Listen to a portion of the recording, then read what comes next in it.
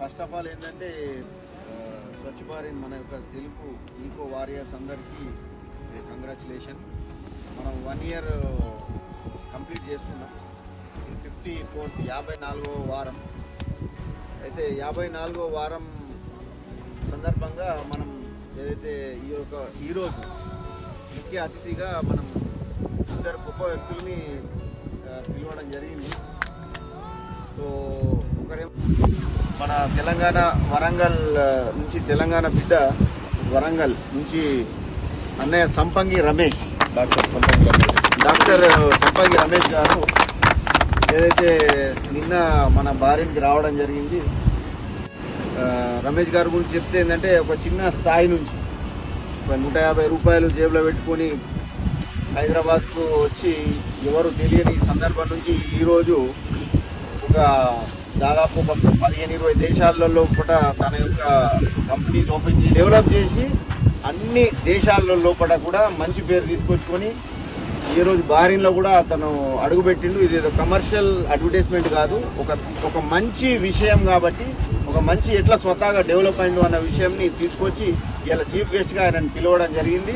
దానికి మన అందరి యొక్క ఈకో వారియర్స్ తరఫున సాదర స్వాగతం. సో ఈరోజు మిమ్మల్ని ఇలా కలవడం అనేది చాలా హ్యాపీ. మరి ముఖ్యంగా మీ అందరినీ పరిచయం చేయడానికి ఫస్ట్ మాకు నిన్న పరిచయం నవీన్ గారైనా నిన్న పరిచయం. సో వీళ్ళు చాలా ఎప్పటి నుంచో నాకు ఒక 10 years నుంచి మా ఫ్రెండ్స్ దగ్గరనే నాకు కలిసిపోయారు. రియల్లీ థ్యాంక్ యూ అండి వీళ్ళందరినీ పరిచయం చేసి. మీరు కూడా మాకు ఇద్దరిని పరిచయం చేసిన కృష్ణరాజు గారు కూడా థ్యాంక్ యూ. రియల్లీ మీ అందరూ చూసిన ఒక మాట గుర్తొస్తున్నారు. నేను ఒకసారి BBC ఛానల్లో అనిస్తుంది ఒక వాయిస్ ఇంటర్వ్యూ ఉంటుంది అనమాట.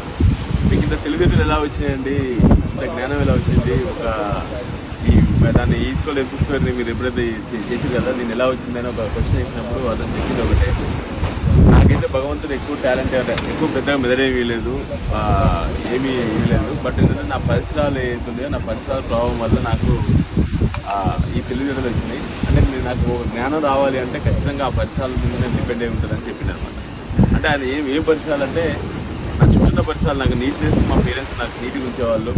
తర్వాత నెక్స్ట్ వచ్చేసి ఎప్పుడు చూసినా కానీ ఆ ఫిజిక్స్ గురించి మాట్లాడుతూ ఉన్నప్పుడు నాకు ఆ ఆలోచన వచ్చేసి నేను చేసినానని చెప్పాను అనమాట. అంటే నేను ఏం చెప్తున్నా ఎప్పుడైతే మన పరిసరాలు శుభ్రంగా ఉంటాయో ఆటోమేటిక్గా మనం కానీ మన పిల్లలు కానీ మన స్టూడెంట్స్ ఆటోమేటిక్గా అది ఎక్కువ జ్ఞానం వచ్చే అవకాశం ఉంటుంది. దాని గురించి మన భారతదేశం కూడా ఎక్కువ జ్ఞాన సంపద సంపాదించాలని చెప్పేసి ఆ రోజు గాంధీ గారు, ఈరోజు మన మోడీ గారు కూడా చేయటం, ఆయన అదే సంకల్పంతో మీరు ఇక్కడ ఏమంటే మన భూమి ఏది ఎత్తుందో మనం అక్కడ వచ్చినా కానీ మనం ఇక్కడ వేస్తున్నాం కాబట్టి ఇది మన మాతృభూమి కానప్పటికీ మనం ఇక్కడ ఉంటాం, ఎక్కువ ఇల్లు ఉంటున్నాం కాబట్టి సో ఇక్కడ మనం స్వచ్ఛంగా ఉంచుకోవడం అనేది ఎవరికి రాదు ఆలోచన. రియల్లీ మీకు ఈ ఆలోచన అంటే మామూలుగా మన దేశం కాదు కదా, మన ప్రాంతం కదా, మనం ఎందుకు చేయాలి, వాడు వేసుకుంటాం. లేకుంటే మన ఇండియాలో కూడా ఎక్కువ గవర్నమెంట్ చేయాలి అని చెప్తారు.